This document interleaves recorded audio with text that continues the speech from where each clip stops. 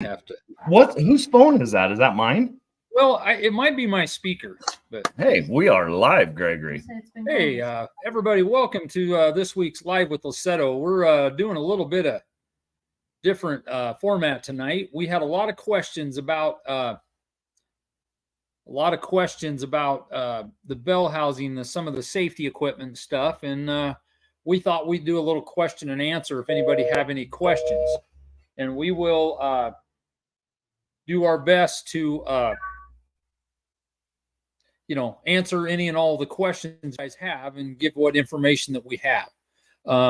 This deal very, very much has me concerned for the upcoming season because there is some stuff safety-wise that we're going to have to take care of. And right now, it's just not looking like there's a heck of a lot of wiggle room. So, if you guys have any questions, please get on here. And if I don't have the answer, I will be we'll be back in touch with some of the manufacturers and our insurance company. So Dan, if you have anything that you want to add. No, not really. It's kind of all new and upcoming information, so I don't know a lot. Yeah. Well, and the other thing, and Dan, factors, and we have our blankets with expiration dates and all of that stuff. So, that's something else that the bell housing deal is just a little bit different than what we're used to. Dwayne Pfister just added, want to know if they can run blankets. Specifically, I have not found out on the Economods because I will not lie to you. Initially, I was really concerned and worried about the Pro Stock pickups because that's where this deal probably started. But as Dan and I were talking, there's also Economods. There's the both the Street Mod 2-wheel drive and the naturally aspirated 2-wheel drive. So this deal could be pretty wide ranging across our brand, quite frankly. Mm-hmm. And Dwayne, for the blankets, my first conversation with USPA, which is our insurance sanctioning body, was no. It had to be a bell housing. So I do need to follow up because one issue, and I never would have thought of, but actually the Pro Stock pickups actually turn more RPM than most, if not any of the other classes. So that could be something I hadn't really thought about. And talking with one of the guys that was kind of the start of QuickTime, he said that their bell housing, so I think it was 6.1 SFI, was rated to contain a 22-pound flywheel at 95 RPM. So that will be a follow-up question, for our insurance company to see that if our Economods, where they aren't 10,000 RPM engines at the time, that, maybe we can still run the 6.1 bell housings.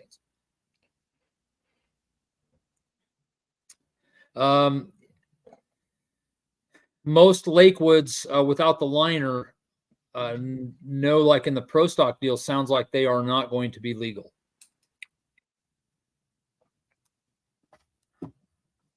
Now, like most of the Economods, aren't they basically set up kind of like the tractor, the clutch is in the factory bell housing? Well, so see, not really, because a lot of the motors are mounted independent of the frame. So they may be mounted in slightly in a different spot. It's not like they run the bell housing or center housing, like what we're used to. Yeah. Where they're bolted up solid. Yeah. With that being said, Dwayne, I will certainly check to see on the Lakewoods, to see if they'll be fine. Now, one other nice thing, and talking, I called Holly out in California, who Holly has seemed to have bought up 90% of the performance world.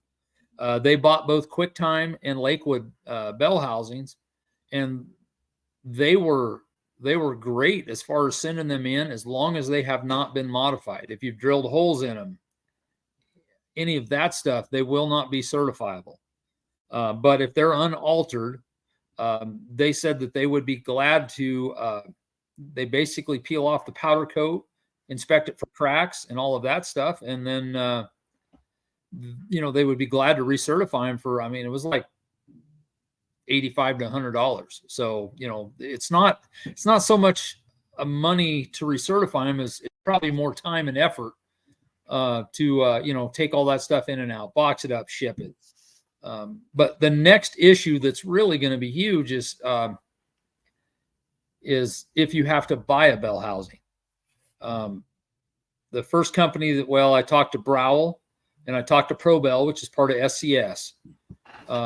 Browell does make a can that would go, they would custom make one to go to a 465 or a 435 like the Fords or whatever factory transmission. It sounded like they were in the $1,700 range. And but the biggest issue is going to be time frame, because they're talking like 12 to 14 weeks, and while off the cuff that doesn't sound like much, you don't want to go look at a calendar. Any hiccup in the supply deal, and it may be tough to get one by the season. ProBell, which is part of SCS, they do not make anything except for the reversers, for what the Pro Stock pickup. So that that potentially could be a big deal. Their lead time was 3 to 4 weeks, but without having something, I know part of our pickups aren't running reversers. That could be rough. Yeah.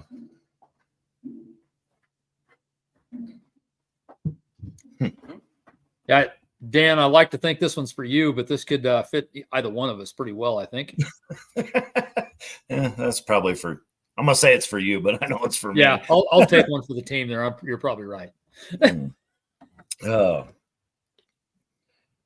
So, and Dan, this is something that you and I talked about.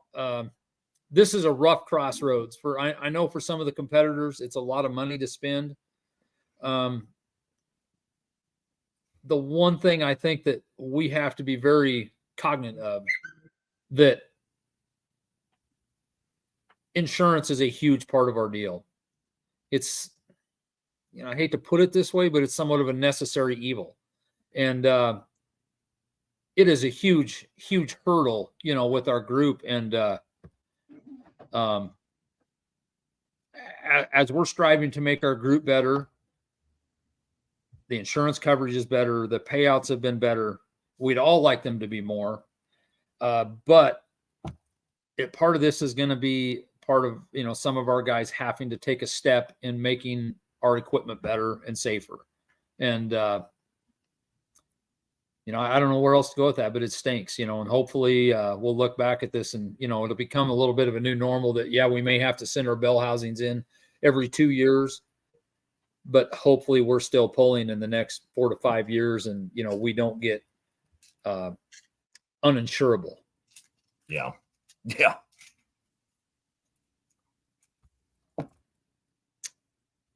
Yep. Dan, I just put that one on you. You're welcome. Thank you. So, Dan, and I might have you visit a little bit about like when you guys went to Wisconsin. It was a step.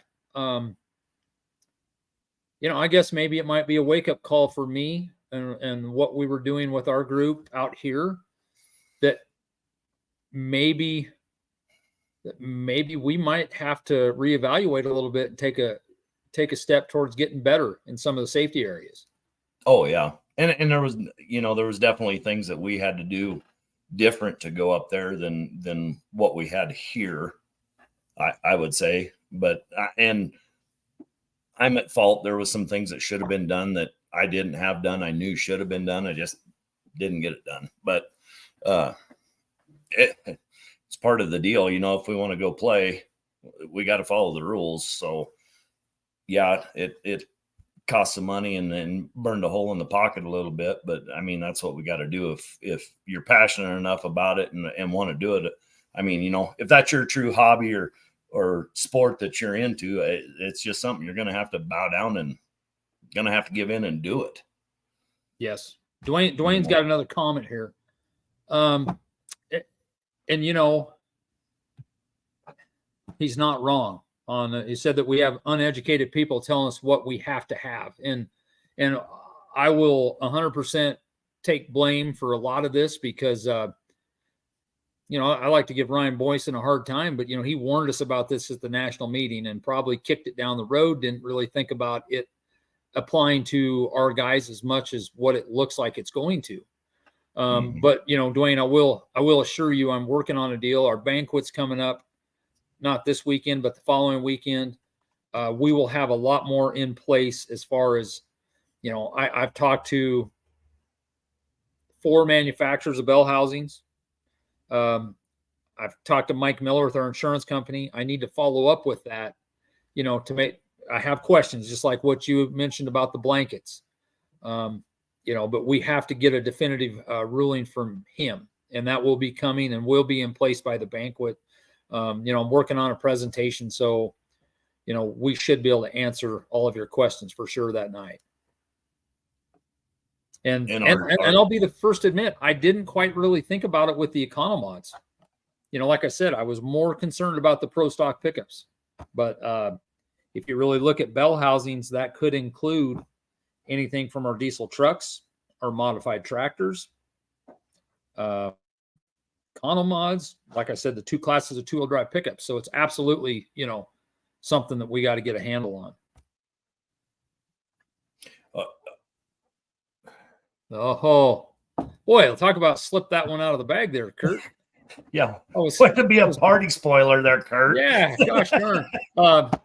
This is something else that I think is really cool, and I can't thank Kurt and his team enough for this. We just renewed our title sponsorship with Titan Machinery for the 3rd year. I will tell you, I for one am very proud that I love to think that they see the value in what's growing here. And to me, I'm not one that likes to interchange sponsors. I like to stick with them, create, relationship and a family atmosphere type thing and keep that going. So, that's, we're very happy and very proud to have them back on board as a title sponsor for the 2024 season. Yeah, definitely. Yes, Todd, this will be this will be for all the Heartland classes or Heartland region classes. And I mean, we're talking on the Outlaw National level as well. Now, for you specifically, on your tractor, we have to have a 4.2 Kevlar blanket. So, the bell housing deal will not affect you as much. However, one other thing we should add, the SFI certification on the 4.2 blankets is good for 5 years. And I will tell you, I, for one, need to get stuff, sent in. I think we have probably the one on the McCormick that is due. So, that's something that we will need to check. And will Stroud do just only their blankets or somebody else? No, that I need to call, but I'm pretty confident that Stroud will just do their blankets. Okay. And I know if you've got a Stroud blanket, their turnaround time there is pretty quick. Yes. This is good news here, somewhat unrelated. Sounds like Bob needs a year of recovery and things are doing well. That's great news. Yeah. Okay. Spencer. Racers are 5 years.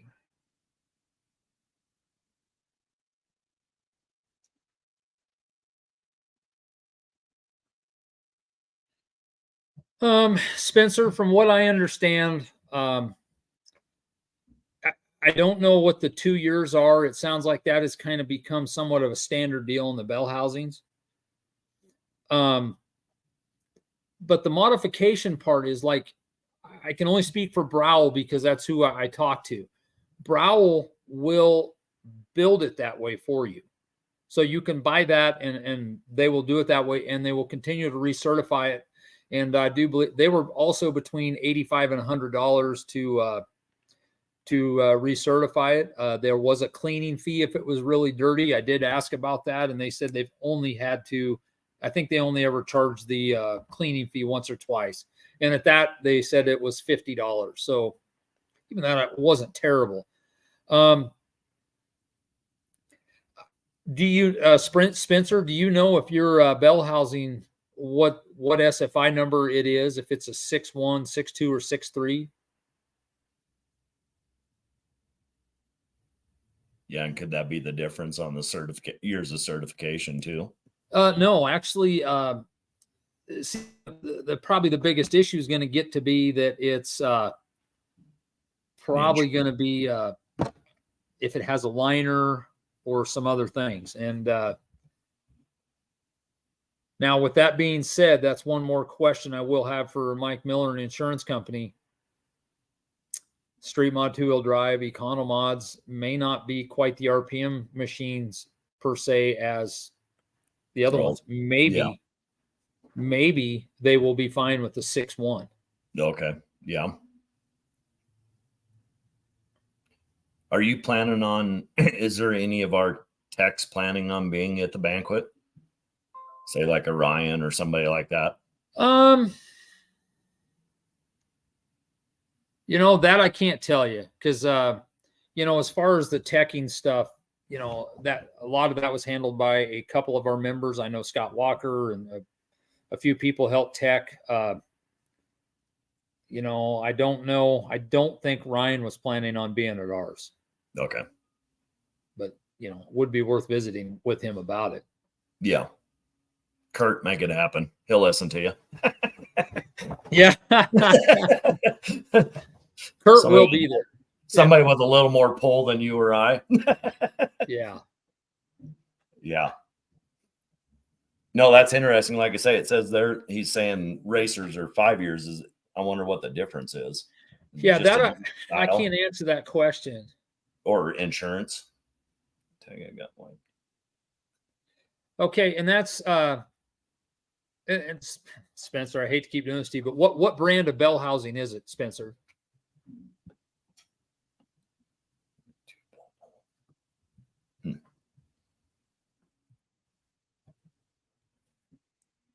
Because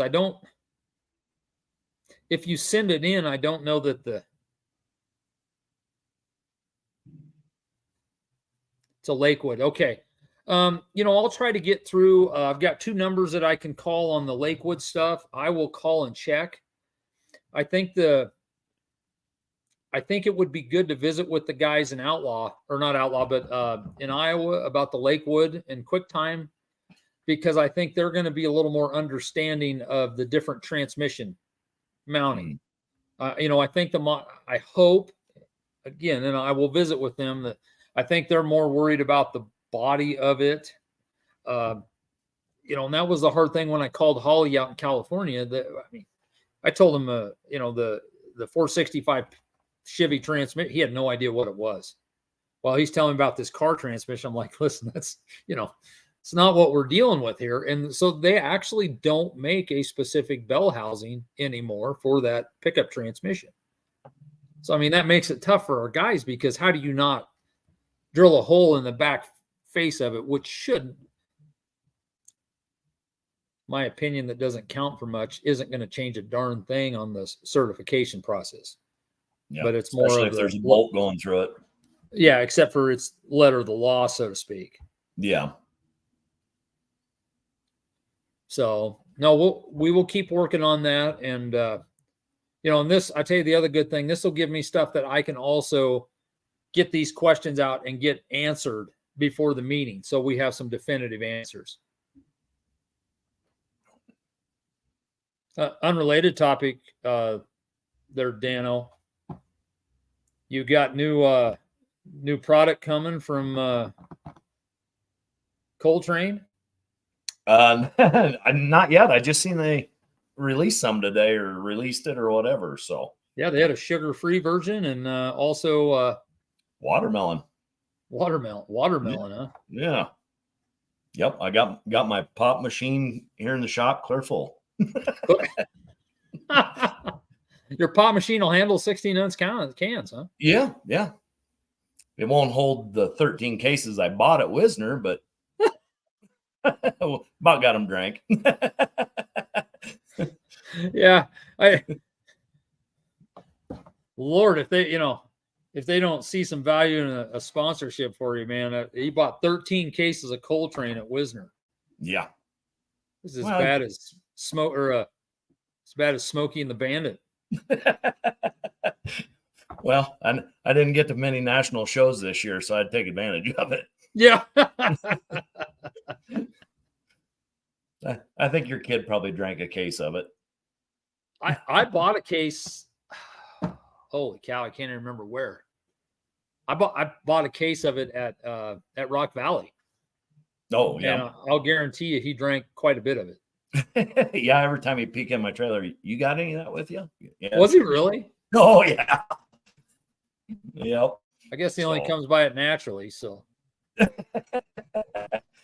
you never came for Coltrane though. No, I was just pilfering beer. That's all. Or Jason Grout. Yeah, you need to, because I haven't tried it because I cholesterol issues and a few other things running the family. I don't drink much pop or sugared stuff. So, but I hit me up. But I can tell you, Zach and several of the other people very much liked it. Yeah, it's good. Holy smokes. Dan, here's one for you. Yeah, bring that one back. Good.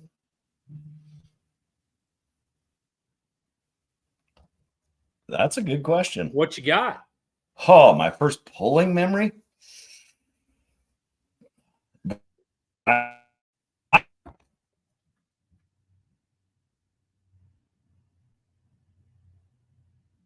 Remember, and it was the old stand-on sled.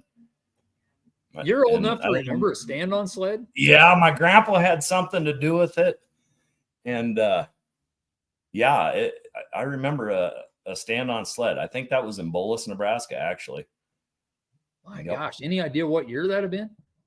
Oh, that had to be early 80s, very early 80s. I'll be darned. And I want to say it was farm tractors. It wasn't. It was maybe a farm pull. Let's break this into a second part. What was your first thing that you went down the track in? The first, a 4840. At Ravenna, or where at it? Nope. And then Greg froze. What's that? I didn't. Come back, Greg. There you are. I was moving on my end. Yeah, mine did it just a second ago, but no, it was a 4840. Okay. I think it was probably the first time my Uncle Bruce took it it was at Farwell. And I remember specifically the owner of the John Deere dealership, who was Leon Stanchik at the time. He was a bit of a whiskey drinker. And we did quite a bit of business with him. And he come down, he says, "Boy, I'm going to make that tractor run for you. There ain't nobody going to touch you." And he got his screwdriver out and wrench. And I don't know how far he turned that screw, but we took it. He wanted to take it to John Deere, to his dealership, and put it on his dyno. And I think that M&W dyno was at 300 maybe or something. And they couldn't even slow the tractor down. So he did a pretty good job of tuning it. Yeah. I'm blown away because, listen, I was at pulls. I mean, I kind of have some of my first memories in probably 77, and I never remember seeing a step-on sled. Really? So, Kurt, I'm not sure what to say, what was going on in Northwest Kansas and where Dan grew up. I can understand a little bit, but. Yeah, and I don't know who owned that sled back then. I'd have to ask my uncle next time I go home. Yeah, absolutely. Yeah. I tell you what, it's hard for me, first memory, because my parents started before I was born. So, I mean, they didn't make me, they just left me at home with somebody else, babysitter, so to speak, the first year. But after that I went, and I mean, I don't have too many memories except for, traveling around, and we had a camper on the back of the trailer on the pickup. And I mean, that was, we're talking mid 70s that I finally have some memories. And then the first thing I went down the track in, all ironically, was a 460 gas loader tractor. Oh, really? Yeah. We actually had a farm class in Bridgeport here, which by the time I was old enough, that stuff had all pretty well died, but. Yeah. It seemed like Oh, go ahead. They're Marty Samuelson. And I understand he's the Ravenna guy with Superfan, so to speak. And we did a couple little things with Ravenna, like Labor Day or around State Fair, along with the farm pole. Kind of, I mean, it went fine. It's just it was hard to get a crowd a second time. Yeah. So, Dan, where did you go? I don't know where you left me. Okay. I tell you what, I would love to get something like a light limited super class in, or something similar to that. I mean, it'd be very cool to have a couple Heartland classes at the pull in June. I have never hooked on that track. What's that? I have never hooked on that track. Seriously? Yep. Never been down it. Is that going to change next year potentially? We'll see. I'm sure you could go give him a little hell on the cast light super class or light super ag. I would like to try and pull there this next year. Definitely. Yeah. And Marty said that Ravenna had step-on sleds when they had the poles behind the school. I remember people talking about it. But yeah, I never went to a pull when they had it back by the school. I don't know what year did they move that down to the park? I wonder. I can't answer that, because I do remember when Ravenna was a fairly small Nebraska state pull, and we used to pull the opposite direction. I mean, that's my first memories there of probably 94, 95, 96. Oh, really? Oh, my goodness. There's another guy. Had him in Mobile, Iowa.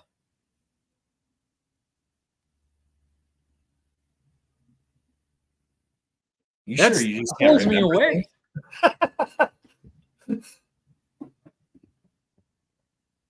I don't even know quite what to say. So was there a lot of percentage pulls in? Oh, absolutely not. No. See, we gonna dragging the way back, but we had a sled by the name of the Dragon Wagon, which was a couple of Nebraska guys that had a 2-part box. I've got some old pictures of it on my Facebook page. And they would actually just pull half the box up in the light classes. They would attach the box to the back half, and that's how they added weights. Really? And, to be honest with you, I've got pictures clear back into like 74 and stuff on my Facebook page of, we had some guys that ran a Landall sled. Have you ever heard of one of those? No. They actually had a Landall trailer, and that's one of the trailers with the hydraulic sliding axles. Yep. And they had a pan that they would hook onto it, like on the fifth wheel. Mm-hmm. And the picture of my dad pulling his M Super Stock, they had like a 4430 on the trailer. They'd run the axles all the way to the front to take weight off the pan. Yep. And some goofy guy in bell bottoms or whatever's hanging on the side of the sled with the hydraulic levers. And as soon as they took off, he just pulls on the lever and they move the axles back, which, in a simplistic way, it was a weight transfer sled. Oh yeah. Yep. So yeah, with that stuff that they had going on, then quite frankly, I never saw a step-on sled except for we've done a few little things with, some small tractors just dinking around, Yeah.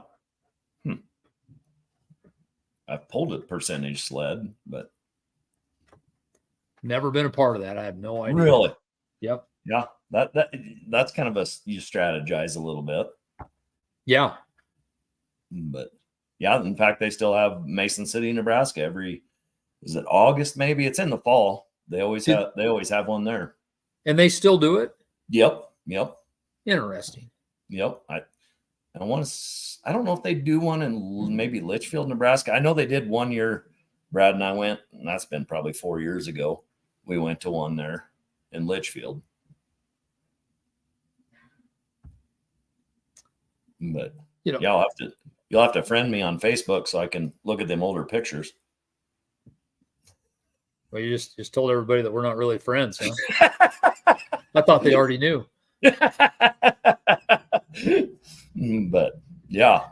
If you ever go to my photos, I have a whole album that's pretty much every pulling picture I could find at my parents' house. Oh, really? Yeah, and I mean it's pretty heavy about, a lot of our own stuff, but I've got a couple other guys that brought me pictures that I scanned and put in there too. So it's I just didn't want that stuff to get away. And I mean there's some pretty neat stuff as far as very early. There was a Stan Girdle out here that pulled in the 70s, and he had as tough a tractor as there was in the country. And it was a brand new 966 double front, twin turbo, Hypermax setup. Really? Yeah. Yeah, I've got to get. James sent me a couple pictures he found, and I got to get my old pictures redeveloped and stuff. Yes. A lot of neat pictures and stuff from back then. I don't know why back then I was a big photographer. I videoed everything, and I don't know how many cameras I went through or rolls of film I went through when we were traveling. But you're telling me Knowles comes by it by. He does. He has it on both ends because his mother's that way too. Which, by the way, Knowles' birthday was yesterday. Happy birthday, cameraman Knowles. But yeah, how old is Knowles? Oh shit! Way to put me on the spot, Greg. 16. Oh, he's okay. Awesome. So no, maybe 17. He might be 17.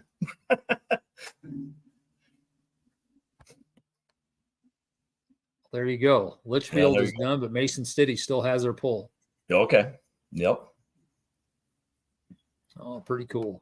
Yeah, that's a neat little area there in Mason City where they have their pull. But if it's a hot day, it's miserable. Yeah. But, yeah, Jason, you'll have to go back through there. There's some neat stuff, and there's a lot of old Colorado pictures from way back in the day.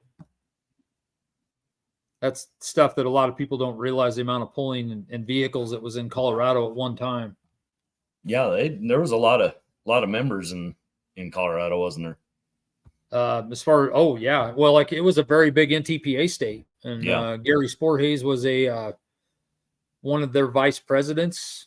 They had several vice presidents, but there was quite a few people. And Ross, which I mean, they had some of the craziest stuff with that turbine that sat off to the side. They even made a toy, like Matchbox toy, out of it.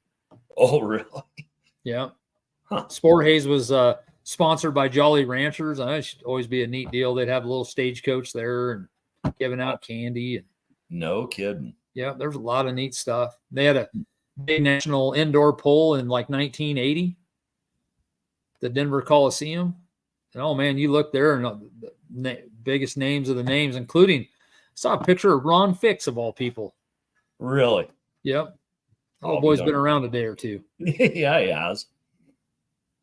So, but yeah, it's I'll just kind of reiterate one more time. If anybody has any questions, please get a hold of me, text me, whatever.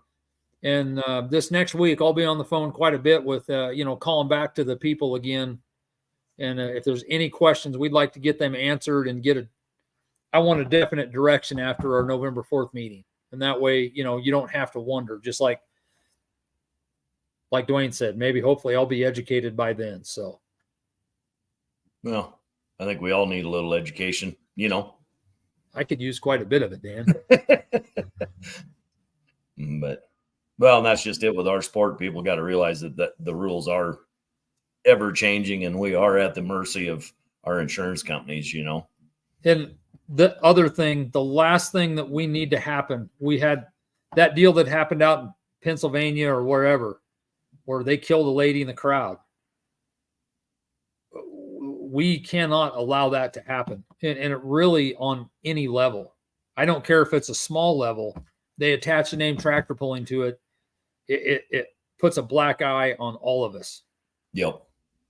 Even if we're not involved, it still is one more reason that the insurance company has to maybe say, "Now we're not willing to do this." Yeah. What? If this doesn't stick, I don't know what will. Oh boy.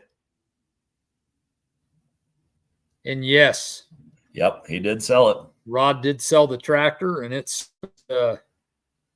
yeah, too late, Marty. That Rod potatoes, man. That's awesome. I know autocorrect got you there, but I tell you the crazy part about this thing is it literally is just down the road from Doug Baird. And I don't know if Dan, I think I told you this story, but there was a bunch of us damn snot-nosed kids, so to speak, running around in the middle 90s when it was still NTPA in Iowa. And dang near all those guys are back pulling. Really? That Kurt is awesome. Paulson. Yeah. Jeremy Paulson, who come back with a vengeance. Yeah. Very nice tractor. Yeah. Not messing around. Doug Baird, who is the guy that we got to get him back at it. Me and then Terry Mammon. Yeah. And we were a bunch of, kids in their early 20s, give or take a little bit. And we didn't have the most power and whatever, but man, we were having a damn good time. So yeah, we got to get him back on a tractor. Yeah. So did you hear where Rod's tractor went? I haven't talked to Stud to see where he's. Kurt Paulson. Kurt Paulson bought it. Okay. Yep. So it'll be just right there, by that Mobile, Iowa. Okay. So good news is it isn't terribly far away. So no, it'll peek its head in our neighborhood, I'm sure. Oh, it'll be back. Yeah. Yep.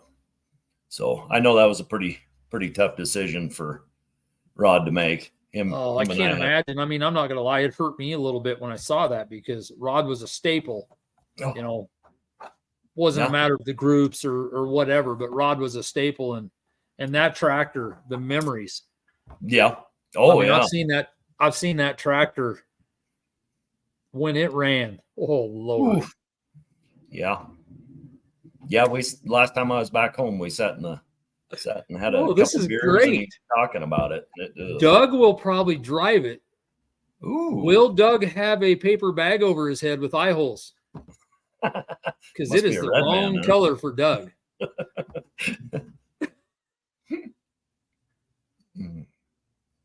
But yeah, I know it weighed pretty hard on him to make that decision. I know that. Yeah, debatable. Yeah, no balls, no babies.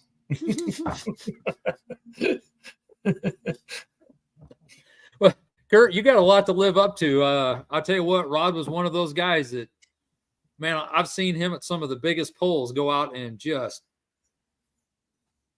tear people up. Oh, yeah. But Doug, I wasn't going to sell you out, Mr. Purple Fire Suit. I mean, I guess he drove Platy's John Deere once. So, oh, really? Don't tell me you're getting converted. We can only hope.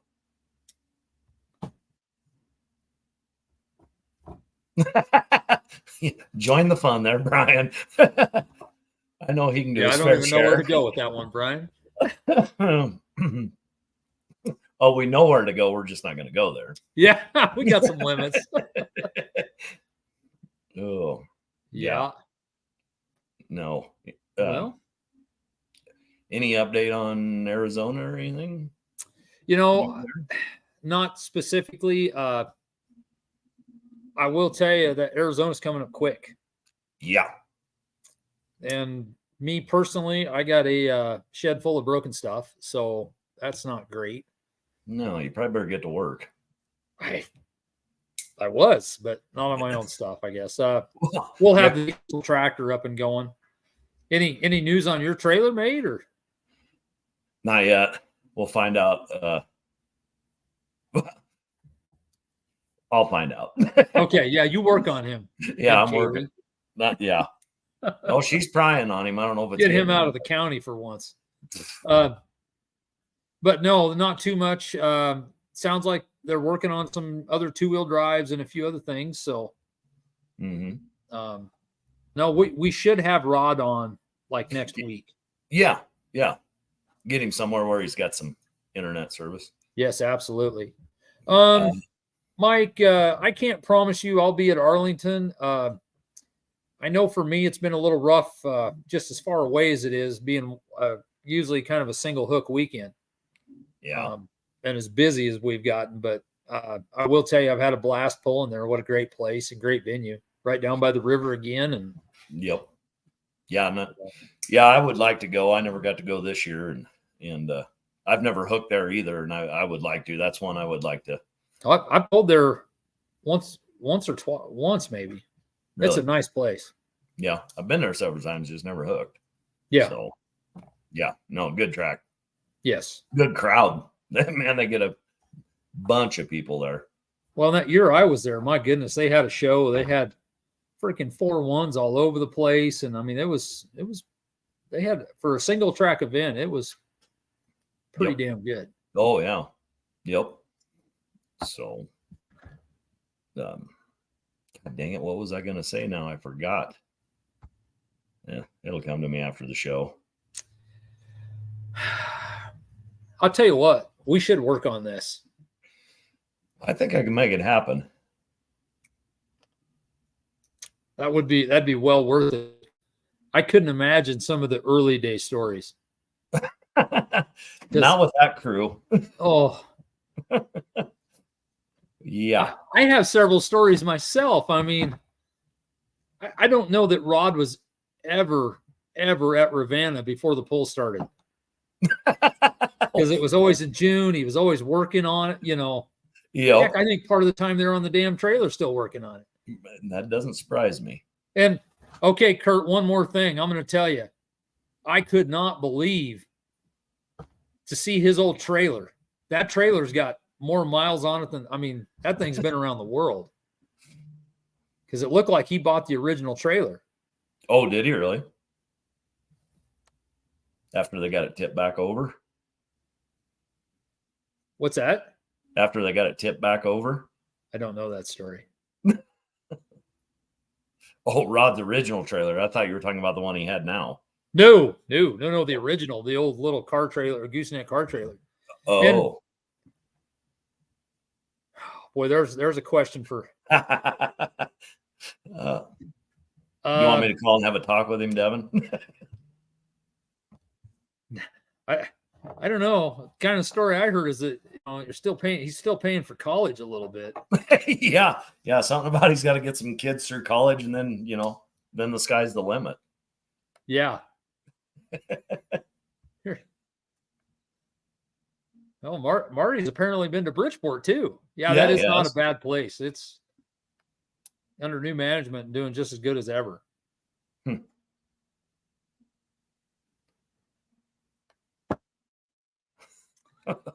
I didn't know this story. Does not surprise me a bit. How lit was he? That's the question. No, he probably wasn't working on it, probably dynoed it.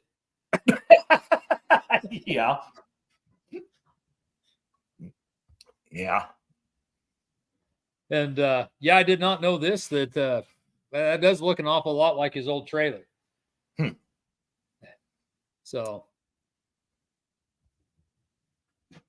oh shoot. Hang on one cow. Hang on 1 second, Dan. Take over. Oh. Okay.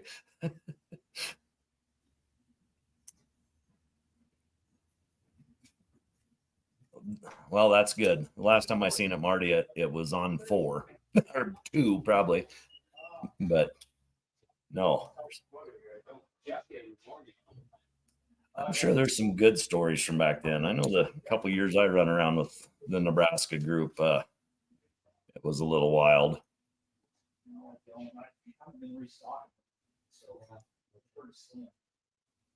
All right.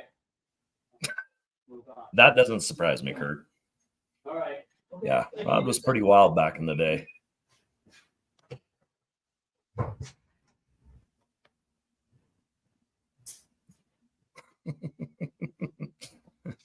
Yeah. That I don't doubt.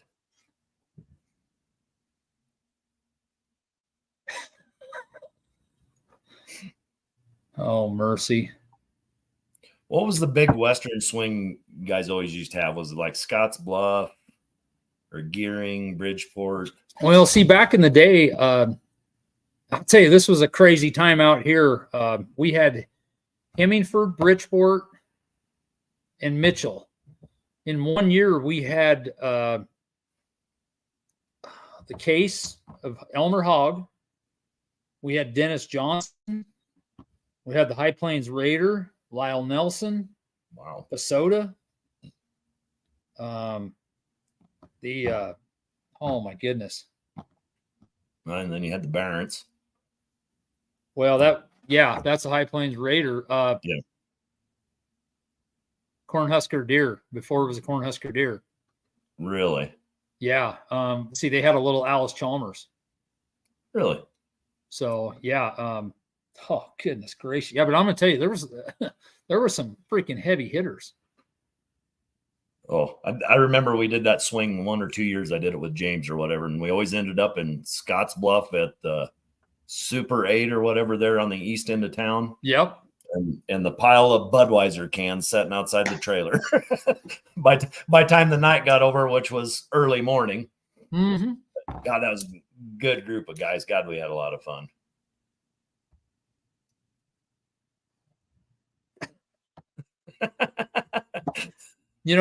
Keith, I don't know what to say, but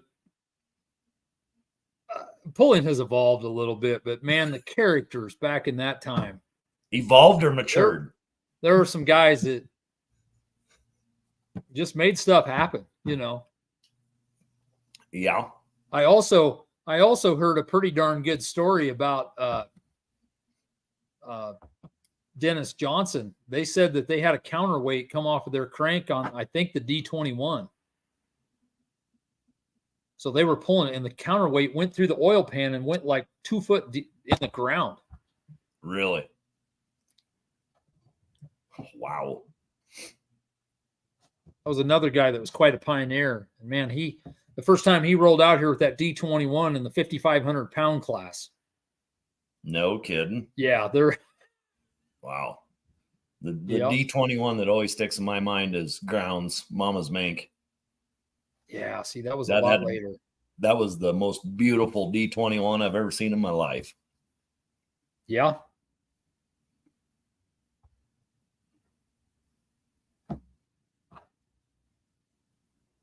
Alan? I agree. Preaching to the choir here, buddy. Man, I could almost hug you right now, Alan. That class, and I'm sure you saw it up in Wisconsin, that class needs to happen here.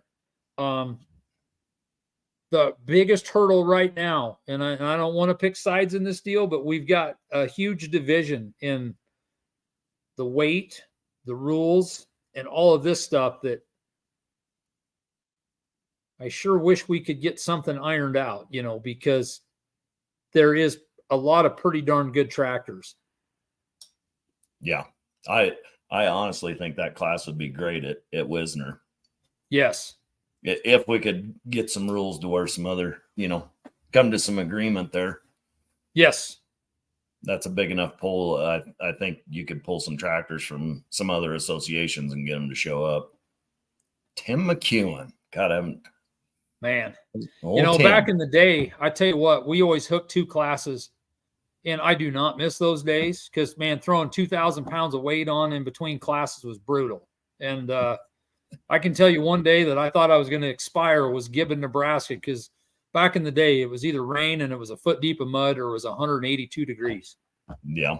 And one day it was hotter than Hades. And I brought my mom's tractor and mine by myself. And I had to throw 2,000 pounds of weight in between there. And, of course, it wasn't. I about died. Never again. That's why I don't farm pull. Yeah. Now, this one Marty blew me away on. This Blumenkamps, they are good customers of mine, good friends. That's very interesting. Huh. So. And you said Marty's from Ravenna?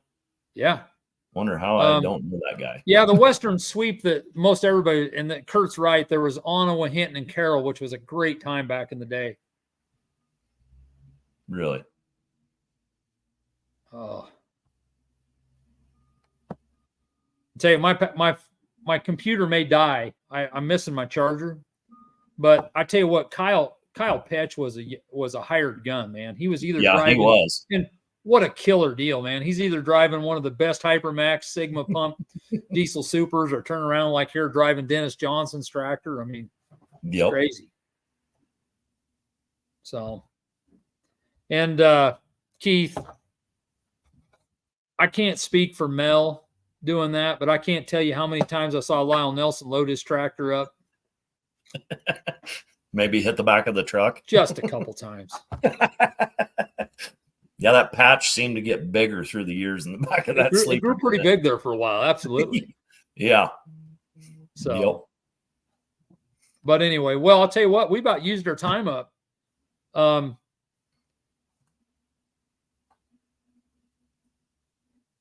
probably going to have to bounce on you here, but I'll tell you what, we need to get some history shows on here, you know. The memories. Yep. Yeah, we could get some of them old dogs on this winter. I think would be very interesting. And I'm going to throw it out here right now, Kurt Paulson. We're going to get a bunch of you guys together with Doug Baird, and love to get Terry Mammon on here too. And there'd be some good stories there from the old river run and some too. So, but that'll be for another night. Dan, just kind of in closing, kind of get back to it. We need to, if there's any questions on the bell housings, anything you want me to ask, please get me the information by this weekend, because first thing Monday morning, I'm going to start making phone calls, you know, and maybe even a little bit towards the week. So hit me up, let me know, and I'll do my best to have all the questions that I can answered by our meeting November 4th. So you got anything else to add, Dan? I don't. All right. Well, guys, I appreciate it. And thanks for all the questions and all this, man. Drug up a lot of memories here. I sure appreciate it. Yeah. Until next week. Yep. All right. Thank you, guys. You bet. We'll see y'all.